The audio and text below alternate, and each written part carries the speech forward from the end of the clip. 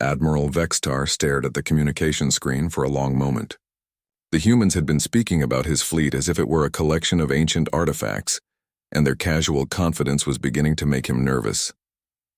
But he was still the commander of the most powerful military force in known galactic history. These humans were clearly bluffing. "Yes," he said finally, his voice carrying the authority of someone who had conquered dozens of worlds. "Show me what you believe passes for military technology among your species. Perhaps then you will understand why resistance is futile." On Earth, Fleet Admiral Kang Suyun received the communication from a location that Admiral Vextar's sensors showed as empty space near Jupiter. This confused the alien admiral since his instruments detected no ships or structures in that area. "Very well, Admiral Vextar," came the calm voice of Admiral Kang. "Since you've requested a demonstration, we'll provide one. But please remember that you specifically asked to see our capabilities. We want to avoid any misunderstandings about our intentions." Admiral Vextar felt confident.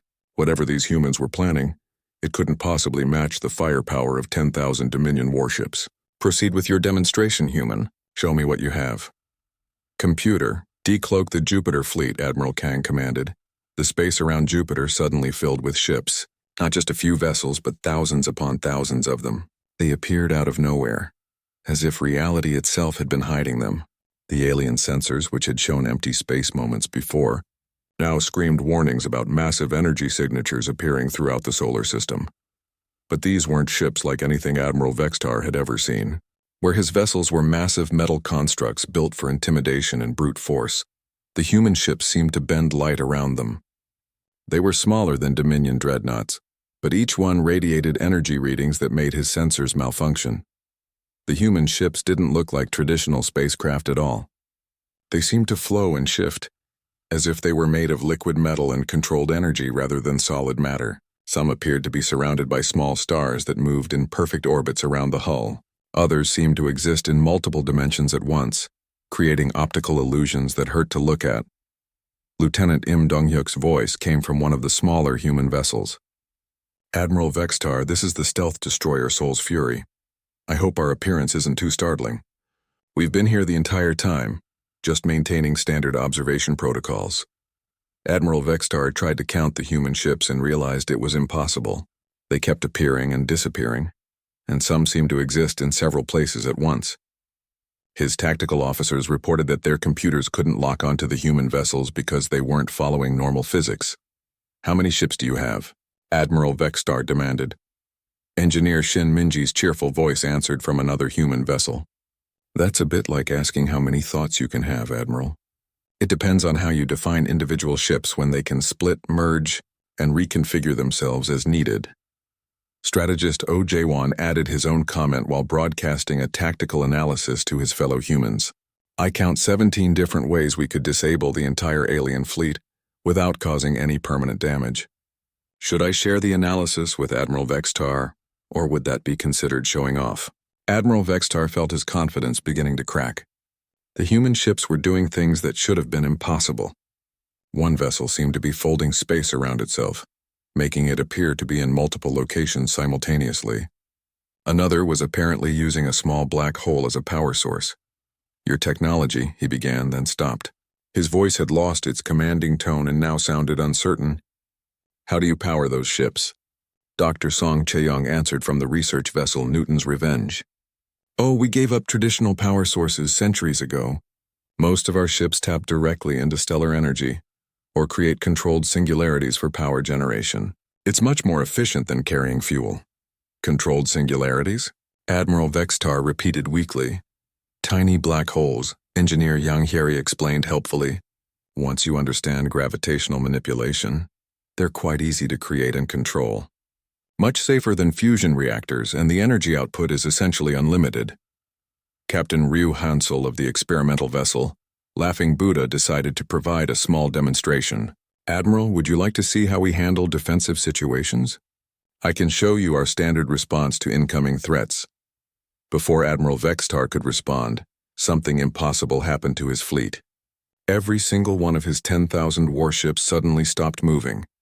Not gradually like ships that had lost power, but instantly. One moment they were maintaining their formation and preparing for combat. The next moment they hung motionless in space. The sudden stop created chaos inside the alien ships.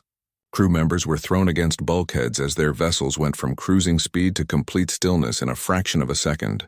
Emergency alarms sounded throughout the fleet as engineers tried to understand what had happened to their propulsion systems. Physics lesson number 1, Captain Ryu announced in a friendly tone. When you can manipulate gravitational fields with precision, you can selectively cancel momentum. Your ships are perfectly safe, Admiral. We've just temporarily adjusted the local space-time curvature to hold you in position.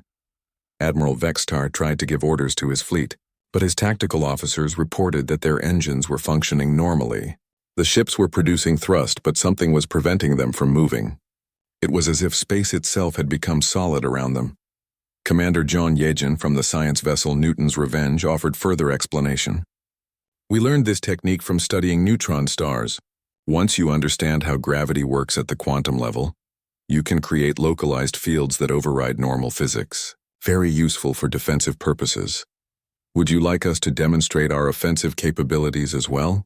Asked Tactical Officer Nam Seungwan from another human ship. We can show you how we handle threats without causing permanent damage. Admiral Vextar watched in growing horror as human ships began demonstrating their weapons. But these weren't weapons in any sense he understood. Instead of firing energy beams or projectiles, the human ships seemed to restructure reality around their targets. One human vessel caused a small asteroid to simply disappear, then reappear on the other side of the solar system. Another ship demonstrated what they called temporal adjustment by making a section of space age rapidly, turning a chunk of space debris into dust in seconds. We find kinetic weapons rather inefficient, Lieutenant Im explained while casually redirecting several asteroids into perfect geometric patterns. Why throw things at your enemies when you can control the fundamental forces that govern matter and energy?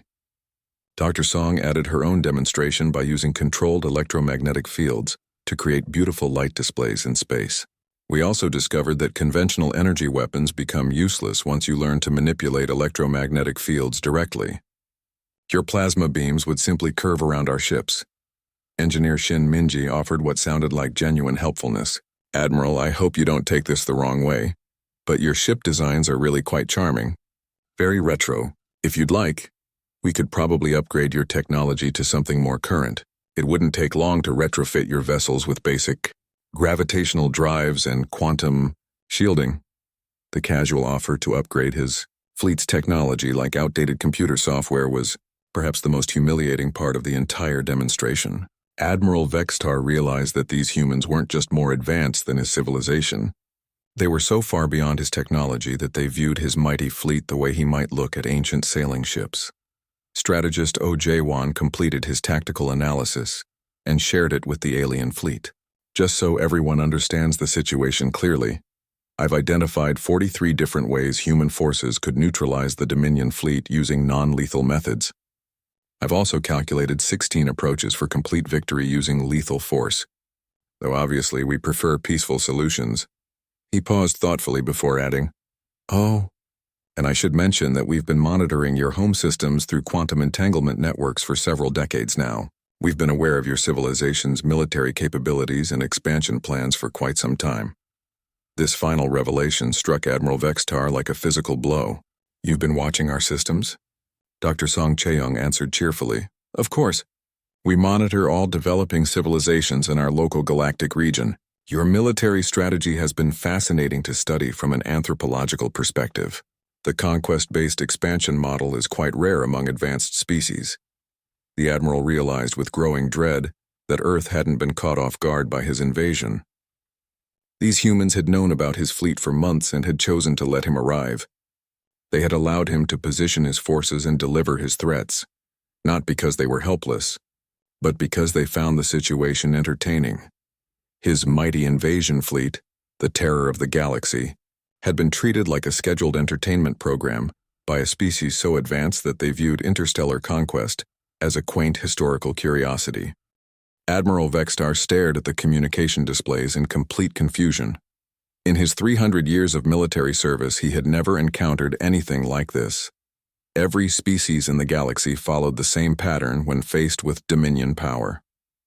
First came fear, then desperate attempts at negotiation, and finally surrender. The pattern had never failed. But these humans were laughing. Not just a few individuals, but their entire species seemed to find his fleet amusing. His chief intelligence officer, a thin creature with 4 arms and large eyes, approached his command chair with obvious concern. "Admiral, our psychological warfare division is requesting immediate consultation," the officer reported. "They cannot understand the human response. Perhaps this laughter is some form of psychological defense mechanism." Vextar nodded slowly. That had to be it. These humans were clearly in shock. Their primitive minds simply could not process the reality of their situation. Their laughter was probably hysteria born of terror. "Continue monitoring their communications," he ordered.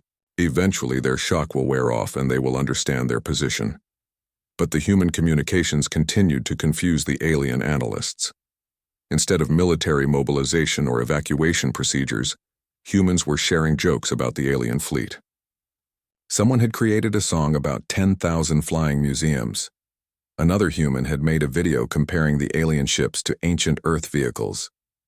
The Dominion's chief xenopsychologist, Dr. Krell Nath, was brought in to analyze the human behavior. She had studied hundreds of species and could usually predict their responses to conquest scenarios. But human psychology was proving impossible to understand. "Admiral," Dr. Krellnath reported after hours of analysis, "I believe we are dealing with a species that uses humor as a coping mechanism for extreme stress. Their laughter indicates they are aware of their helpless situation, but are attempting to maintain morale through comedy." This explanation made sense to the alien command staff. They had seen similar behavior in other species, though never to this extent. The humans would eventually break down and surrender once the reality of their situation became clear. Meanwhile, on Earth, Professor Han Seojin decided to provide another educational broadcast to the alien fleet. This time he was joined by several other human experts who wanted to share their knowledge with their galactic visitors. "Welcome back, honored guests," Professor Han began, his voice still carrying that tone of barely contained amusement. "I hope you've had time to consider our previous discussion about technological differences. Today, I'd like to introduce some colleagues who can provide more specific information." Engineer Yang Hyeri appeared on the broadcast from Mars shipyards. Behind her, the busy construction facilities continued their normal operations. Workers moved between projects with casual efficiency, completely unbothered by the alien presence in the solar system. "Greetings, alien fleet," Yang Hyeri said with a friendly smile. "I'm an engineer specializing in spaceship construction. I've been analyzing your vessel designs through our sensors, and I must say, you've achieved remarkable efficiency given your technological limitations." She brought up holographic displays showing the alien ship specifications that human sensors had gathered. "Your fusion reactors are quite well designed for their era. The magnetic containment fields show sophisticated engineering. However, I notice you're still using reaction drives for propulsion. That must make interstellar travel incredibly slow and fuel-intensive." Captain Bae Taehyun joined the broadcast from his deep space patrol ship. "The engineering is impressive," he agreed, "but the strategic implications are concerning. How do you maintain supply lines across galactic distances with reaction-based propulsion? The fuel requirements alone must be enormous." Professor Han nodded thoughtfully. "This brings up an interesting point about your invasion strategy. You've brought 10,000 ships to our solar system, which represents an incredible logistical achievement using your technology. The fuel costs alone must have strained your entire civilization's resources." Dr. Song Cheung from the research station near Neptune added her own observations. "What puzzles us is the intelligence-gathering failure. Any basic survey of our system would have revealed that human technology operates on completely different principles. Did your planners not research your target before launching this expedition?" The casual tone of these human experts was driving the alien command staff to frustration. These humans spoke as if they were discussing historical curiosities, rather than facing an active invasion force. They analyzed alien technology with the detached interest of museum curators examining ancient artifacts. Engineer Yang Hyeri continued her technical analysis. "Your energy shields are particularly interesting from a historical perspective. The electromagnetic field manipulation shows clear understanding of basic physics principles. We used similar designs about 200 years ago, before we discovered more efficient methods. The weapon systems are equally fascinating, Captain Bay added. Plasma-based energy beams and kinetic projectiles represent solid engineering within their technological framework. They would be quite effective against targets using comparable defensive systems. Admiral Vextar could no longer contain his frustration. He activated the communication system and spoke directly to the human experts who were discussing his fleet, like it was a display of primitive tools. "Enough of this nonsense," he roared, his reptilian features twisted with anger. "You speak of our technology as if it were obsolete, but you have seen the power of our weapons. We have destroyed entire star systems with these ships. Your laughter will turn to screaming when we demonstrate our capabilities." The humans paused in their discussion and looked at each other with expressions of mild surprise. Professor Han was the first to respond, his voice still maintaining that infuriatingly patient tone. "Admiral Vextar, please understand that we're not questioning the effectiveness of your technology within its proper context. Your ships are indeed capable of destroying planets and star systems. The issue is not their absolute power, but their relative effectiveness against more advanced defensive systems." Engineer Yang Hyeri tried to clarify the situation. "Think of it this way, Admiral. A sword is an excellent weapon and can certainly kill people, but if you attack someone wearing modern body armor with advanced weapons, the sword becomes less effective regardless of how sharp it is." Dr. Song Chae-young added her own analogy. "It's similar to the difference between a wooden sailing ship and a nuclear submarine. Both are impressive achievements in their own time periods, but they operate in completely different categories of capability." Captain Bay decided to be more direct. "Admiral, your fleet represents amazing engineering and logistics for pre-spacefold civilizations, but you're trying to conquer a post-spacefold civilization using pre-spacefold technology. The fundamental operating principles are incompatible." The alien admiral felt his confusion growing. These humans kept using terms he didn't understand. "Spacefold civilization? What are you talking about?" Professor Han seemed genuinely surprised by the question. "You don't know about spacefold technology? How did you achieve faster-than-light travel without understanding spatial manipulation?" The aliens explained their method of FTL travel, which involved creating temporary tiers in space-time that allowed ships to jump between star systems. It was dangerous, energy-intensive, and limited in range, but it worked. The human experts listened with growing amazement. Engineer Yang Hyeri was the first to speak. "You're still using brute force dimensional piercing. That's incredibly dangerous. The energy requirements must be enormous and the navigation errors." "That explains the slow travel times," Captain Bay realized, "and why you didn't survey our system properly before arriving. You probably can't make precise short-range jumps." Dr. Song was shaking her head in disbelief. "No wonder you think 10,000 ships is a large fleet. With those energy requirements, this expedition probably consumed the resources of multiple star systems." Admiral Vextar was becoming increasingly frustrated with these humans and their incomprehensible attitude. They seemed to pity his advanced fleet rather than fear it. "How is that possible?" "Your reactions make no sense," he declared. "We have the most powerful fleet in the galaxy. Our technology is the most advanced known to any civilization. How can you treat us with such casual dismissal?" The humans looked at each other again, and their expressions showed genuine sympathy. Professor Han spoke gently, as if explaining a difficult concept to a student. "Admiral, I think we need to show you why we're reacting this way. You've been very patient with our questions, and you deserve an honest answer about the situation." Captain Bay nodded in agreement. "Perhaps it's time for a practical demonstration. Would you like to see what human technology actually looks like?" The professor looked directly into the communication screen, his expression becoming more serious. "Admiral Vextar, you've shown us your capabilities very clearly. In the interest of preventing any misunderstandings that might lead to unnecessary conflict, would you like us to show you ours?" The morning started like any other on Earth until the sky turned dark with ships. 10,000 alien warships appeared above the planet, blocking out the sun in many places. The ships were huge, each one the size of a small city. They hung in the air like giant metal clouds, casting shadows across entire countries. On the bridge of the Earth Defense Command Station, Captain Lee Minho stood watching the alien fleet through the main viewing screen. His communication officer, Park Ji-woo, sat at her console, listening to the alien transmission that had just started broadcasting on all frequencies. Weapons specialist Kim Dabin checked her systems, though she seemed more curious than worried.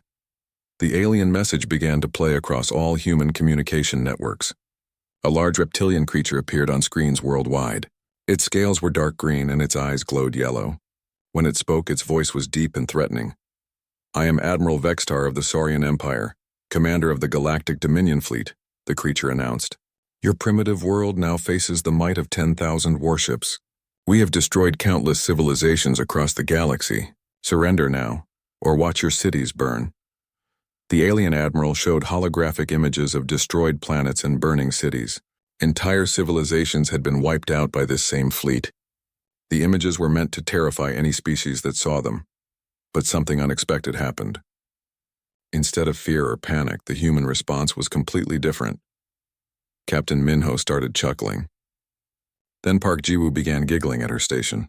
Within minutes, Kim Dabin was laughing so hard she had to wipe tears from her eyes. Across Earth, similar scenes played out as humans watched the alien broadcast. 10,000 ships? Minho said between laughs. Did he really just threaten us with 10,000 ships? Park Ji-woo pulled up communication feeds from across the human colonies. Every channel showed humans reacting the same way. They were laughing. Not the nervous laughter of fear, but genuine amusement. From Luna Base, Commander Cho Yuna's voice came through the speakers. "Earth Command, are you seeing this? They think this is supposed to scare us. Should I start a betting pool on how long it takes them to figure out their mistake?" The alien admiral continued his threatening speech, but humans were now treating it like entertainment. Social media exploded with jokes and memes about the cute little invasion fleet. Someone had already created a funny video comparing the alien ships to children's toys. "Ji-woo, patch me through to all human colonies and stations," Minho said, still smiling. "I think our galactic neighbors need to understand why we find this so amusing." Park Ji-woo opened communication channels across human space. The signal reached Mars, the asteroid belt mining stations, the research outposts near Jupiter, and the deep space exploration fleets. Every human settlement received the same message.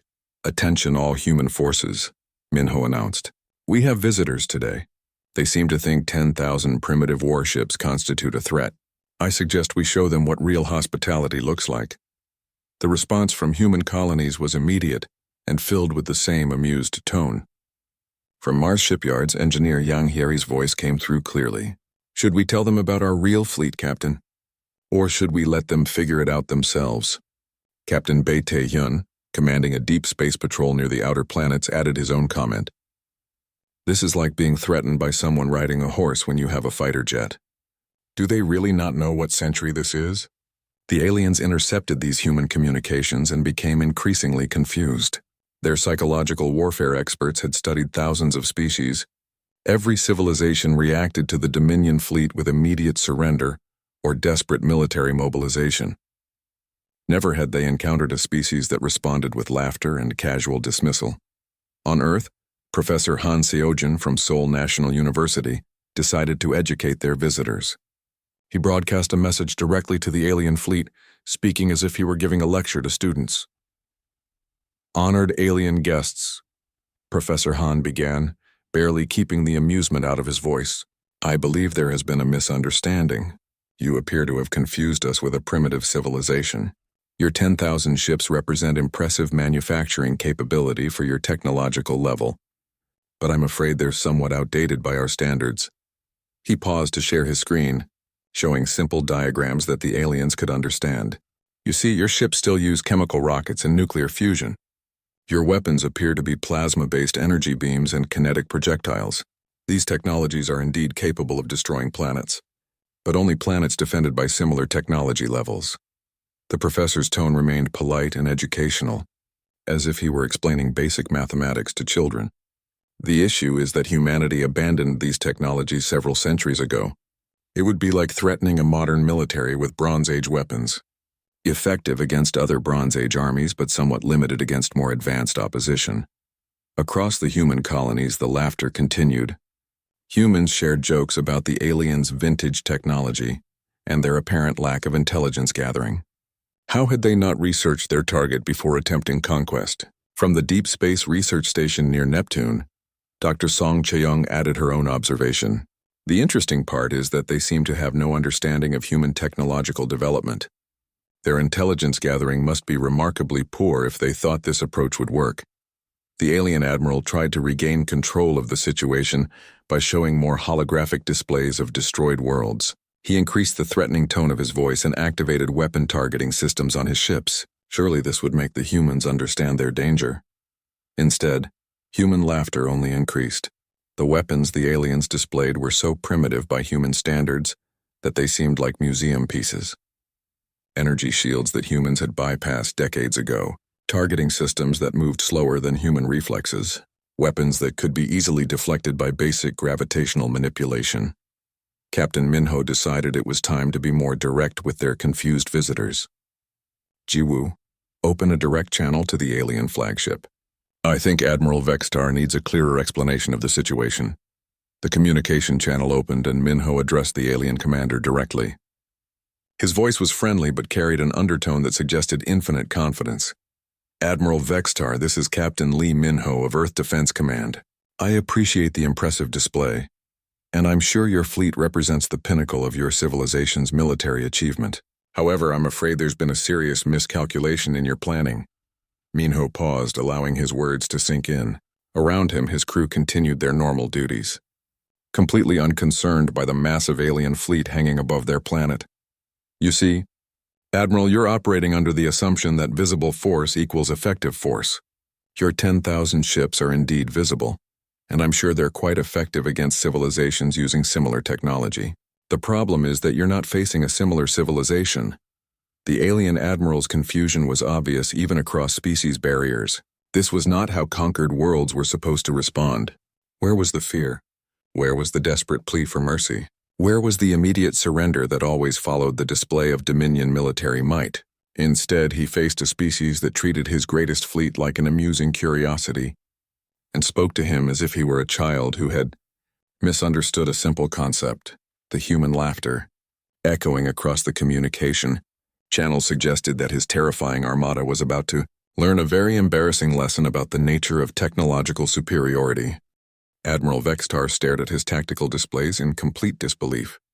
His entire fleet was trapped motionless in space by forces he couldn't understand, while human ships moved around them like they were statues in a museum. The humans had demonstrated technology that made his most advanced weapons look like primitive tools, and they had done it all with the casual ease of adults playing with children. But Admiral Vexitar had not become the commander of the galaxy's most feared fleet by giving up easily. He was a warrior of the Saurian Empire, and his pride demanded one final attempt to salvage the situation. "Release my ships immediately," he commanded, trying to put authority back into his voice. "If you truly possess superior technology, then prove it in actual combat.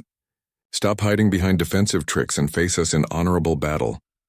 The human response was immediate, but not what he expected. Laughter filled the communication channels again, but this time it was warmer, more sympathetic. These humans seemed to find his challenge endearing rather than threatening. Captain Ryu Hansel of the Laughing Buddha was the first to respond. "Admiral, I appreciate your warrior spirit, I really do. But asking us to fight your fleet would be like asking a modern military to have an honorable battle against cavalry armed with swords. It wouldn't be combat, it would be tragedy." Admiral Kang Suyun's voice came from the flagship near Jupiter. "However, if you insist on a demonstration of our combat capabilities, we can provide one. But please understand that we will use only the minimum force necessary to make our point clear." Admiral Vextar felt a moment of hope. Perhaps these humans were not as powerful as they claimed. Perhaps their defensive capabilities were impressive, but their offensive weapons were limited. "Proceed with your demonstration. Show me what you call superior firepower." "Very well," Admiral Kang replied. "All human vessels demonstrate standard combat protocols. Non-lethal suppression only." What happened next redefined Admiral Vextar's understanding of what was possible in space warfare. The human ships didn't fire weapons in any conventional sense. Instead, they began manipulating the fundamental forces of reality around the alien fleet. Captain Ryu's vessel created a localized gravity well that gently pulled several Dominion ships into a perfect sphere formation, holding them there like insects in amber. Lieutenant Im Dong-yuk demonstrated, what humans called selective physics modification. He targeted one of the alien dreadnoughts and temporarily altered the electromagnetic properties of its hull. The ship's own energy weapons began firing backwards, creating a light show that illuminated the vessel from stem to stern, but caused no damage. We find it more elegant to make enemy weapons malfunction than to destroy them, Lieutenant Im explained while the affected ship spun slowly in space, its crew struggling to understand why their systems had reversed polarity. Engineer Shin Minji showed off her specialty by temporarily converting matter to energy and back again. She made an entire section of an alien cruiser become transparent, allowing everyone to see the crew inside running around in panic, then restored it to normal. Molecular disassembly and reassembly, she explained cheerfully. Very useful for bypassing armor and shields. Dr. Song Chae-young took a more scientific approach. She created a small wormhole that connected 2 points in space, then guided an alien ship through it. The vessel disappeared from its position near Earth and reappeared on the other side of the solar system near Pluto, completely unharmed but thoroughly confused. Spatial folding is one of our more basic technologies, Dr. Song explained. We can move objects anywhere in spacetime without the need for traditional propulsion. Very handy for repositioning threats to safer locations. Strategist Oh Jae-won decided to demonstrate human information warfare capabilities. Within seconds, every display screen on every alien ship began showing human entertainment programs. Alien crews found themselves watching Earth movies, listening to human music, and reading human poetry translated into their own languages. We've taken temporary control of your computer systems, Oh explained. Don't worry, we haven't damaged anything. We're just sharing some cultural content while we have your attention. I thought you might enjoy seeing what human civilization is really like. But the most impressive demonstration came from Commander John Yejin aboard Newton's Revenge. She created what humans called a temporal displacement field around a cluster of alien ships. From the outside, the ships appeared to slow down until they were barely moving. From inside the ships, time passed normally, but the rest of the universe seemed to speed up dramatically. Time manipulation is very useful in combat situations, Commander John explained. We can slow down enemy ships while operating at normal speed ourselves, or we can accelerate our own time to react faster than opponents can follow. Admiral Vextar watched his mighty fleet being toyed with by forces beyond his comprehension. His ships were being moved around like pieces on a game board, their weapons turned against themselves, their crews shown human entertainment programs while trapped in impossible physics. And through it all, the humans maintained that same tone of friendly explanation, as if they were teachers showing students how advanced technology worked. I don't understand, Admiral Vextar finally admitted, his voice barely above a whisper. How is any of this possible? We have conquered hundreds of worlds. Our technology is the most advanced in the galaxy. How can you make our weapons useless? How can you control gravity and time itself? The human demonstration stopped and a more serious tone entered their communications. Admiral Kang Soo-yeon addressed the alien commander directly. Admiral Vextar, I'm going to explain something important, and I hope you'll listen carefully. Your civilization has achieved remarkable things using the technological path you've chosen. Fusion power, reaction drives, energy weapons, electromagnetic shields. These are sophisticated technologies that represent genuine scientific achievement. The Admiral listened carefully, hoping to understand how he had misjudged the situation so completely. The problem, Admiral Kang continued, is that your civilization focused on conquering other species instead of understanding the universe itself. You developed weapons to destroy, but you never learned to create. You built ships to intimidate, but you never learned to truly explore. Professor Han Seojin joined the conversation from Earth. Humanity took a different path, Admiral. Instead of conquering our neighbors, we tried to understand them. Instead of building weapons to destroy planets, we learned to create new ones. Instead of inspiring fear, we chose to inspire wonder. Engineer Yang Hyeri added her perspective from Mars. When you spend centuries learning to work together instead of fighting each other, you discover amazing things. Cooperation accelerates scientific progress far more effectively than conquest. Dr. Song Chae-young provided the crucial insight. The technologies we've shown you today, gravitational manipulation, spatial folding, temporal adjustment, matter conversion, These all became possible when we learned to study the universe as partners rather than conquerors. Captain Bae Tae-hyun offered the most important revelation. Admiral, the truly advanced civilizations in this galaxy don't build invasion fleets. They build exploration fleets. They don't conquer worlds, they create them. They don't destroy other species, they help them grow. The alien admiral felt his worldview crumbling around him. Everything his civilization had believed about power and success was apparently wrong. The galaxy's most powerful military force had just been rendered helpless by a species that viewed war itself as an outdated concept. But we have conquered so many worlds, he protested weakly. We have built the greatest empire in galactic history. Admiral Kang's response was gentle but devastating.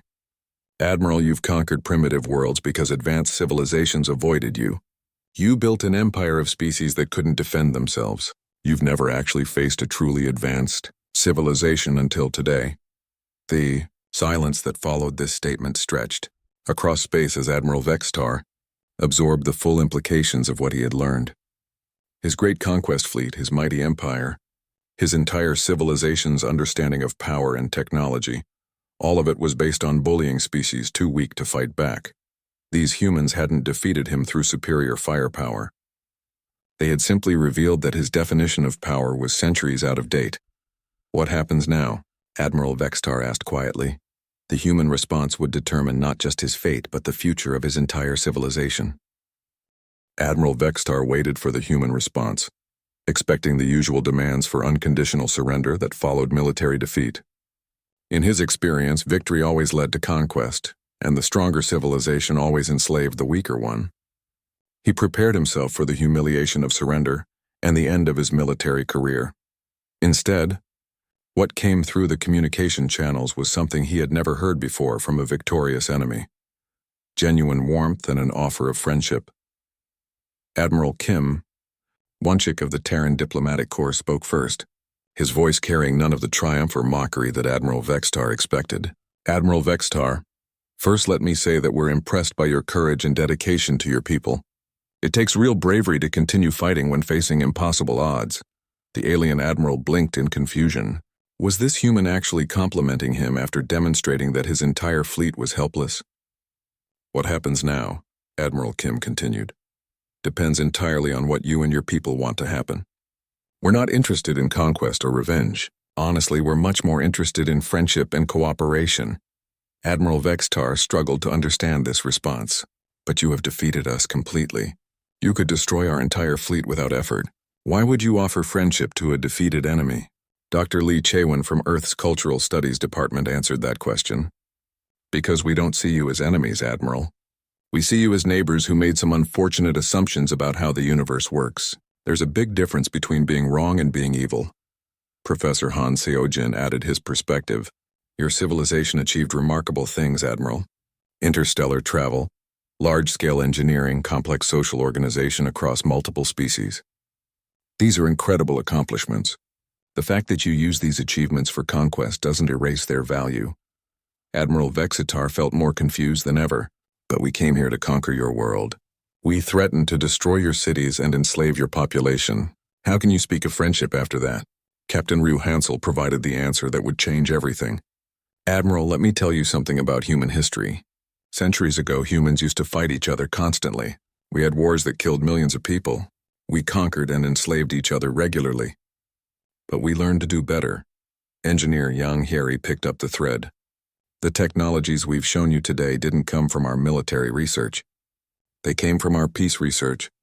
When humans stopped fighting each other and started working together, our scientific progress accelerated beyond anything we had achieved through conflict. Dr. Song Chae-young offered the crucial insight. Admiral, what if I told you that everything your civilization has accomplished through conquest could be achieved more effectively through cooperation? What if war isn't actually the most efficient way to expand and grow? The alien admiral had spent his entire life believing that strength came from defeating others. The idea that cooperation might be more effective than conquest challenged everything he understood about civilization and progress. Admiral Kim Won-shik made humanity's position clear. Here's what we're offering, Admiral. Instead of surrender or conquest, we're proposing partnership. Your civilization has skills and knowledge that could benefit everyone. Our civilization has technologies that could help your people achieve their goals more effectively. But what about our invasion? Admiral Vextar asked weakly. What about our threats against your world? The human response was immediate and shocking in its generosity. Captain Lee Minho laughed, and it was the same warm laughter that had started this entire encounter. Admiral, we understand that you were doing what you thought was necessary for your people's survival and growth. No harm was done, and we learned a lot about your civilization's capabilities and culture. Professor Han nodded in agreement. Besides, this encounter has been incredibly valuable for both our species. We've learned about your technology and social structure, and you've learned about ours. That's exactly the kind of exchange that leads to progress. Dr. Lee Chae-won made the offer more specific. Admiral, what if your people could achieve everything you wanted through conquest, but without the violence and destruction? What if we could show you how to build new worlds instead of taking existing ones? Engineer Shin Minji added practical details. With human technology, your civilization could construct entire planets instead of conquering them. We could help you develop clean energy sources that don't require stripping resources from other worlds. We could teach you transportation methods that make interstellar travel as easy as walking to the next room. The implications were staggering. Everything the Saurian Empire had tried to achieve through military force could potentially be accomplished through cooperation with these advanced humans. But Admiral Vexistar still struggled with the concept. Why would you help us? What do you gain from this arrangement? Admiral Kim Won-shik answered with obvious sincerity. Admiral, the universe is vast and full of mysteries that no single civilization can solve alone. Your people have perspectives and experiences that could help us understand things we've never encountered. Cooperation benefits everyone involved, Dr. Song Chae-young elaborated. For example, your civilization's approach to large-scale social organization across multiple species is fascinating. Humans have never managed anything on that scale. We could learn a lot from your administrative and cultural integration methods. Strategic analyst Oh Ji-won provided a more comprehensive vision. Imagine what we could accomplish together, Admiral. Human technological capabilities combined with your civilization's organizational skills and cultural diversity. We could explore regions of space that neither of our civilizations could handle alone. Admiral Vextar felt something he had never experienced before. Hope for a future that didn't involve constant warfare and conquest. But he was still a military commander, and he had to consider practical realities. Even if I agreed to this partnership, he said slowly, I would have to return to the Dominion Council and explain what happened here. They sent me to conquer Earth and return with tribute and slaves. How do I tell them that I'm returning with an offer of friendship instead? The humans had clearly anticipated this problem. Captain Ryu Hansel had a suggestion. Admiral, what if you didn't return alone? What if some human representatives came with you to present our offer directly to your government? Engineer Yang Hyeri added practical support. We could also provide some technological demonstrations that would help your leaders understand the benefits of cooperation. Nothing threatening, just examples of what becomes possible when civilizations work together. Dr. Lee Chae-won offered cultural assistance, and we could help you present the situation in terms your leaders would understand.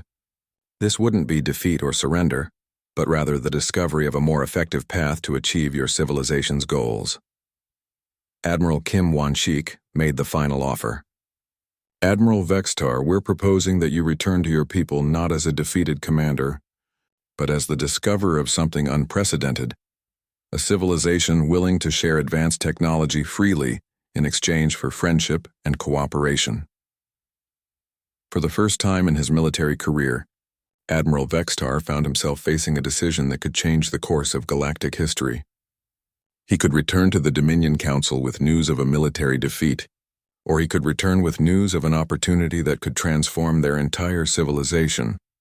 Looking at his fleet, still held motionless by human technology but completely unharmed, Admiral Vextar realized that these humans had given him something more valuable than victory. They had given him a chance to choose a better future for his people. Very well, he said finally, his voice carrying a new tone of hope rather than authority. I accept your offer of partnership, but I have one request. Of course, Admiral, Admiral Kim replied. What do you need? Admiral Vextar paused, then asked the question that would mark the beginning of a new era. Could you teach me to understand how you made peace more powerful than war? My people need to learn this, and I think I need to learn it first." The human laughter that followed was warm and welcoming, filled with the promise of friendship and the excitement of discovery. Admiral Vextar realized that he was no longer hearing the laughter of victorious enemies. He was hearing the laughter of new friends who were genuinely excited about the possibilities that lay ahead. 6 months later, former Admiral Vextar, now Ambassador Vextar, filed his final report to the Galactic Dominion Council. His recommendation was simple: immediate peaceful contact with humanity, because these beings have learned to use the universe itself as a tool, and they're willing to teach us if we ask politely. The report concluded with a statement that would have been impossible for him to write before his encounter with humanity. The universe is vast and wonderful, and we have barely begun to explore its possibilities. I strongly recommend that we accept the human invitation to discover it together. The Galactic Dominion's greatest conquest fleet had become the galaxy's first interstellar friendship expedition, and everyone involved was amazed to discover that this outcome was far more satisfying than conquest had ever been.